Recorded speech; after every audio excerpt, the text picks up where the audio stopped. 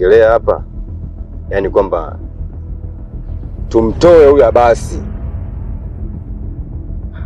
ili tupate pesa.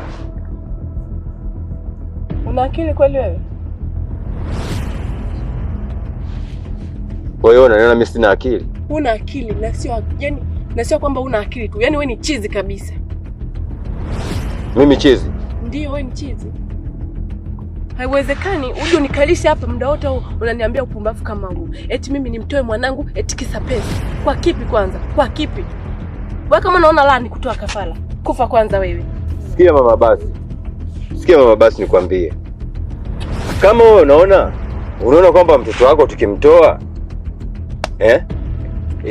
inakuuma, na wakati yeye tukimtoa maisha hayo manake wewe na mimi ni kula bata, utaki. Sawa? Basi mimi nikopeshe, mimi nisichukue hivyo tu nikopeshe, alafu nini?